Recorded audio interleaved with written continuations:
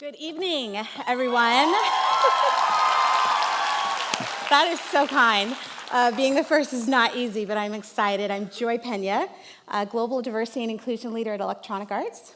I will admit that I'm partially excited because I have a 4.5-month-old at home, so to be out here dressed and dolled up kind of makes me feel like Superwoman right now. But I'm also excited because I live for this. I love women connecting with other women. I love sisterhood. I always wanted a sister, to be frank, since I was young, but I only had a brother who was 21 years older than me, so I technically grew up as an only child. My mother, on the other hand, had 9 sisters and 4 brothers. Yeah, that deserves a stage at a later time for storytelling. But because she grew up, and there being 10 of them, right, 10 women, she always seemed to seek out sisterhood, no matter the environment, whether it was work, church, the neighborhood. And so I grew up with women around all the time. And many of them, not just those who were my biological aunts, just women that she had come to connect with, I called my aunties. So it was kind of an unintentional gift to understand the power of sisterhood, women always in the house, laughing and talking, connecting on the couch or in the kitchen or on the phone. And I thank my mother for that. I began to then seek that out in every environment myself. She also took on someone who was somewhat of a daughter, second daughter to her, 10 years older than me, who really became like a big sister to me, by the name of Michelle. And she's influenced me tremendously to this day. And so, listen, there are countless names that are of women that I could tell you about who have influenced me in very many different circumstances of my life, but you won't know their names. There is the name of one woman, though, that I hope you know, who left a lasting impression on me, and that's Hoda Kotb. So hopefully you know Hoda. Hoda is, right, co-anchor of the Today Show. Well, when I graduated from college, I was a part of the NBC Page program, one-year program where you really cut your teeth and get to know the business. And so I did that, and I had a 12-week assignment at Dateline NBC. And I was, for the most part, answering phones, offering help on research and different projects. And I had heard that Hoda and a few producers were working on a story about Whitney Houston. And see, Whitney was like auntie in my head. There are some of these women that I'm like, she's Auntie Whitney. And so I thought, I have to work on this project.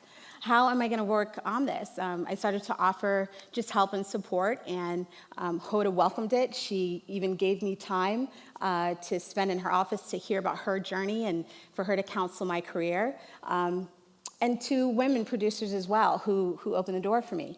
Anyway, the show aired. That was about Whitney. It was a Friday night, and I told all my friends, you have to watch this. You'll never know that I worked on it. But, I did. I gave time to this project. So a Friday night, it aired. As the credits were rolling up at the end, there's my name as an assistant producer. And this is a year after graduating from college. And I was blown away. I was on my tiny apartment in New York on the floor, literally floored.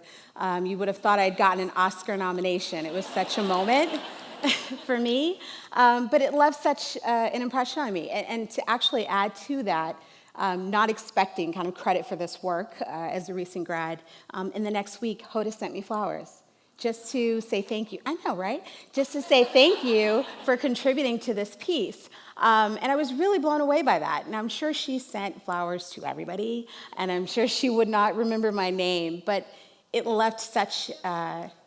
maybe she does. I hear her daughter's middle name is Joy. Who knows? I don't know. Maybe I left an impression on her. I don't. But I am so happy that we had that experience because it stuck with me. And I'd like to say that every experience that I've had with women and leaders has been wonderful, right? And obviously I'm not someone who subscribes to this myth that women don't support women, because I think secure, confident, driven, focused women do support each other. And that's been my experience, right? We do. But I, will share that I've also had an experience where I didn't feel so supported, and it left as much of a lasting impact on me. And so when I moved from New York to California about 12 years ago, I also transitioned from television production into HR to really do much of what I'm talking about, opening the door for others and their opportunities. And there was a woman I had heard about who is really successful in the field that I'm in and had become really, well known for it. And so we had the opportunity to meet at an industry event, and the person who introduced us said, the conversation was great until he kind of said, "Joy reminds me of a younger version of you." And the conversation went cold at that moment. And that would have been fine, for whatever the reasons were. But I bumped into this person at a few industry events later that year, and in mutual circles, folks would try to introduce us, and that would go kind of like this. So-and-so, you know Joy Peña, right? You've met her. And she would say, "Have we met? Did we? I don't know." That happened a few times. And I think I'm pretty memorable, but apparently, she did not want to acknowledge me, right? And that really crushed me. Someone who I'd looked up to and really had hoped to connect with. And listen, I've matured professionally to understand that, and I don't want to demonize her, to understand that she maybe was having a bad day, or a few bad days, or bad season, but I learned not to idolize people, right? We're all human. But I also didn't want to be the woman who doesn't see another woman, right? I really, it birthed in me a passion to do the opposite. And so I share both of those experiences because they birthed that passion in me to connect women. And since then, when I've even been in between jobs, I've hosted a few workshops for women on how to network, and even had hosted brunches and happy hours for women in my network out in Los Angeles, about 30 to 50 women, assistant to C-suite level, and have heard of so many opportunities that have come out of those connections. And so, you don't have to host a brunch or a happy hour, but I want to encourage you to look around you. Who haven't you seen? Who haven't you acknowledged? Who can you connect with? There's so much power in that.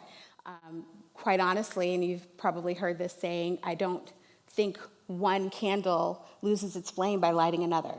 So if we all encourage each other, support each other, and champion one another, I think that that's a pretty powerful light that we create together. So, I really want to leave you with this, and I'm shocked that I have 2 minutes left, because when they told me 10 minutes, I thought, oh my gosh, I could tell you a story for an hour. Really treating this like you're on my couch or in my kitchen. But what I want to leave you with is this. As you rise, women, as you rise, men too, because I see a few good men in the house, which is awesome. As you rise, I encourage you to reach back. Someone is watching you. Someone is. Reach back. Lift another sister up. Open the door for an opportunity. Even if it wasn't open for you, open the door for someone else with encouragement, with advice, with experience, with knowledge. Reach back. As you rise, reach out. Reach out to your peers. They don't even have to be in your industry or your profession. Honestly, some of my greatest sources of inspiration, actually, there's a particular group that I affectionately call my Lady Loves. There are 10 of us who graduated from college together. We are from all different fields and industries in various cities across the country. And I have girlfriends out in California as well. And let me tell you, those group chats are the best hype man a girl can use before a presentation. And even today, they're in their cities waiting to hear how this goes. And so, there's such power in that, and that's what I encourage you to do. Reach out. As you rise, finally, I would hope that you also reach up. And if there is not a Hodakatbi to reach back at you, if you're blazing the trail, then who are the aunties in your head that you can also think about and that you've been inspired by, that have amazed you in the ways that they've blazed their own trails? Be inspired by them as well. And so I wish you great success, but I also wish you great sisterhood along the journey. Thank you.